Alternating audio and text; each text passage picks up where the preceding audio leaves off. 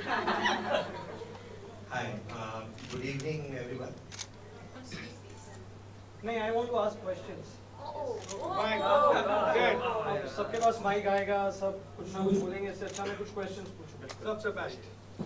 तो जतिन भाई, सबसे पहले तो मैं आपसे ये पूछना चाहूँगा कि माइक जो तो चलता रहेगा अभी। का जो पार्ट है उसमें सबसे अच्छी चीज़ आपको क्या लगी और सबसे डिफिकल्ट पार्ट क्या था जब आप परफॉर्म कर रहे थे? I mean, सबसे अच्छा तो जब हम शूट करने लगे थे, I mean the first scene that we shot, that was the, I think for me was the best part. And the most difficult part was जब हम रॉबर्ट भाई के साथ rehearsals वगैरह करते थे and to reach to that character, I think that was the most difficult thing. So getting into the skin of the character was very difficult. Yes. सबसे पहले और मेरे ख्याल से सबसे ज़्यादा डिफिकल्ट ये चीज़ होती है जब प्रोजेक्ट खत्म होने वाला होता है, तो ये जो स्ट्रेंजर्स होते हैं वो स्ट्रेंजर्स से फ्रेंड्स बनते हैं, फ्रेंड्स से एक फैमिली बनती है, like you can see the COD family right here in front of you. तो ये फैमिली का सफर जब खत्म होता है, ये सब सबसे ज़्यादा बुरा तो तब लगता है। सर सतीश सर, सबसे पहले मैं आपसे एक सवाल पूछना चाहूँगा। जरूर जरूर। एक थॉट इतने टाइम बाद, साल भर बाद एक मूवी बन के आता है, एक पर्टिकुलर थॉट किसी का, रॉबर्ट भाई का, और इतनी बड़ी मूवी बनता है, तो इसके पीछे क्या इंस्पिरेशन है आपका, क्या थॉट प्रोसेस है कि आपने इतनी एक छोटे से थॉट को आपने सोचा कि इसको मूवी में बनाया जाए? बहुत ही टिपिकल क्वेश्चन पूछ लिया सर, लेकिन सही है। ये एक्चुअली बताऊंगा, 10 साल की तपस्या है। इसके पहले भी बहुत सी टीम मिली, दारू पिए खाए ऐश करे, सबने देखे मूवी बनती है। लेकिन ये जो टीम थी ना, ये दारू ऐश के लिए नहीं थी, ये इनमें जुनून था। और यही जुनून जो है सीओडी, जो रॉबर्ट का देखा, जो बच्चों का देखा, मैंने पहले ही बताया कि ये लोग 3 महीने काम करते हैं और 9 महीने उस जज्बे को जीते हैं उन पैसों से। तो यही सबसे बड़ा था जो इनका था, जो मुझे पसंद आ गया। और सेकंड चीज जो इन लोग की मेहनत थी, बहुत ही लगन से काम करते हैं, लगन लगाई हर एक जगह, जब भी बुलाओ तब भी काम करते गए। और सोचा कि क्यों नहीं इस थॉट को, मेरी भी उतनी औकात नहीं थी पूरी करने की, लेकिन अगर आप में जज्बा है तो आप कुछ भी कर सकते हो। तो ठान लिया, ये टीम मिल गई और उस लेवल तक पहुंच गए। यही थॉट था सीओडी का, जिसका लॉन्ग फॉर्म है कैश और डिलीवरी।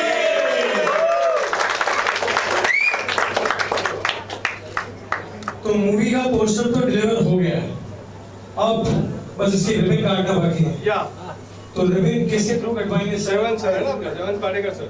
जयवंत पाटेकर सर आज के हमारे guest of honour, please come on the stage sir.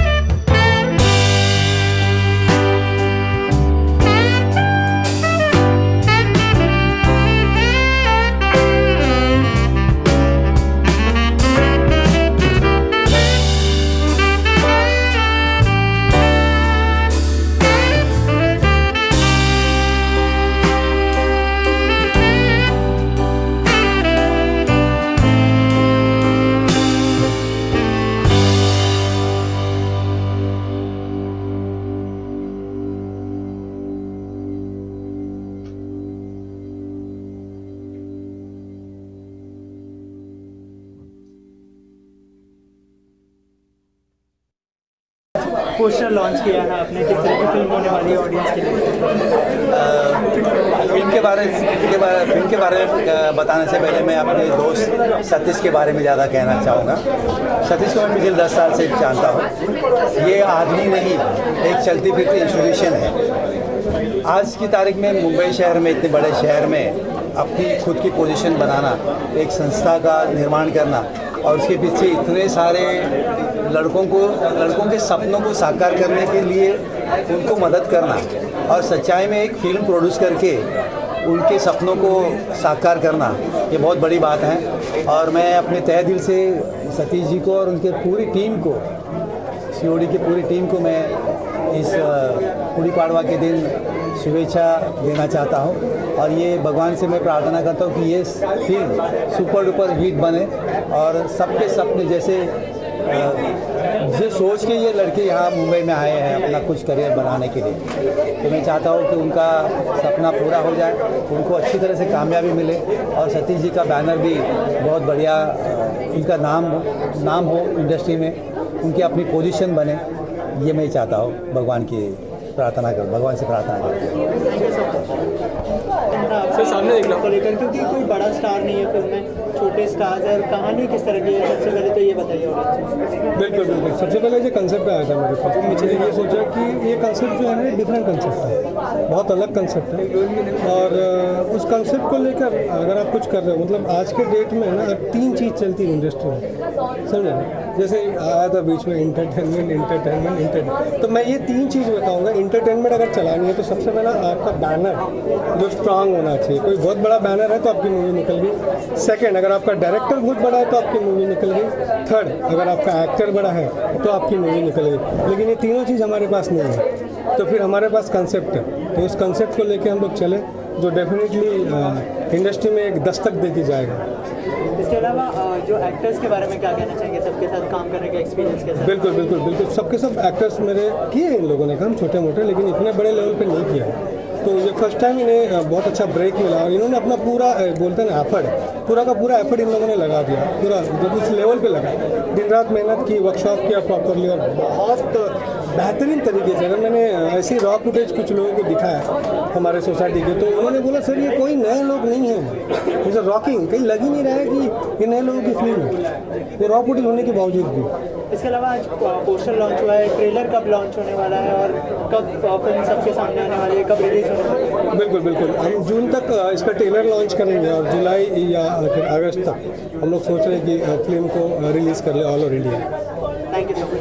Thank you so much. उनका पोस्टर लॉन्च हुआ है, क्या कहना चाहेंगे पोस्टर को लेकर, कितने एक्साइटेड है और क्या कहना चाहेंगे, किस तरह का रिएक्शन आने वाला है, कुछ सोचा है इस बारे में, क्या एक्सपेक्ट किया है? एक्साइटेड तो बहुत हूँ क्योंकि अभी फ़िलहाल पोस्टर ही रिलीज़ हुआ है, अभी उसका ये ट्रेलर रिलीज़ होना बाकी है, तो इसलिए मैं ज़्यादा रिवील भी नहीं करना चाहता।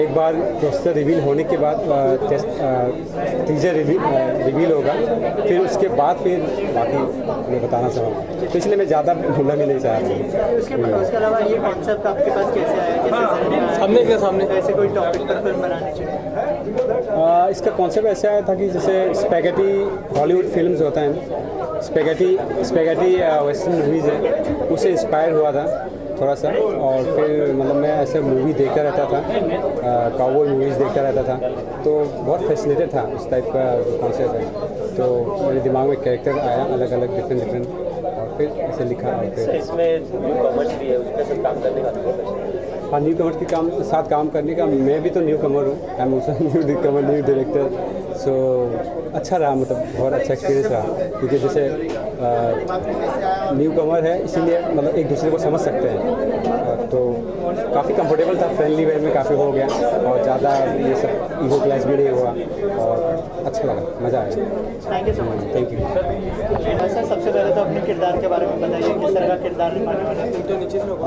किरदार मैं ज़्यादा रिवील तो नहीं कर सकता, इतना कर सकता हूँ कि किरदार इस तरह से है कि एक सीधा साधा आदमी और अपने काम में खूब मशगूल है और उसके साथ एक एक करके कुछ इंसिडेंसेस होते जाते हैं जो उसने कभी नहीं सोचा था, तो इस तरीके का मेरा किरदार है, तो ये सब चीज़ें झेल रहा है। इस किरदार को अपने लाइफ से कितना कनेक्ट किया आपने, कितना मिलता जुलता है या फिर कितना अलग है ये किरदार? अब मतलब बिहेवियर वाइज तो काइंड ऑफ मेरे से काफ़ी मिलता जुलता है, पर जिस तरीके की अमेजिंग चीज़ें इस आदमी के साथ होती हैं फिल्म में, और जो खुद ये किरदार कभी सपने में भी नहीं सोच सकता था, वो चीज़ें मेरे साथ तो नहीं हुई, पर हाँ मतलब काफ़ी सिमिलर है। गुड़ी पाड़वा के खास मौके पर पोस्टर लॉन्च किया गया है, क्या एक्सपेक्ट कर रहे हो ऑडियंस से? हाँ प्लीज़, ऑडियंस से तो हम ये एक्सपेक्ट कर रहे हैं कि इस फिल्म को आप देखिएगा, एंजॉय करिए और हमें आशीर्वाद दीजिए कि ये फिल्म सक्सेसफुल हो और ऐसे हम और प्रोजेक्ट्स आपके सामने लाते रहें और आप लोगों को एंटरटेन करते रहें। सर ये मूवी मिली कैसे आपको? ये मूवी मतलब एक एक्टर का तो बॉम्बे में वही एक धर्म होता है ना, ऑडिशन देते जाइए, तो दिस इज़ हाउ। एंड हम लोग ऑडिशन देते रहे एंड यस, रॉबर्ट सर ने मुझे एक दिन देखा और फिर सतीश सर ने काफ़ी मतलब मुझे 2 बार 3 बार ऑडिशन के लिए बुलाया एंड इस प्रोसेस में फिर थैंक यू। बताइए कि सर का किरदार। सबसे पहले तो मैं धन्यवाद देना चाहूँगा सतीश सर को और रॉबर्ट सर को कि उन्होंने मेरे को इतना अच्छा मौका दिया कि कैरेक्टर प्ले करने का। ये कैरेक्टर बेसिकली थोड़ा सा ग्रे शेड कैरेक्टर है और आई थिंक इतना सारा सस्पेंस रिवील करना अच्छी बात नहीं है।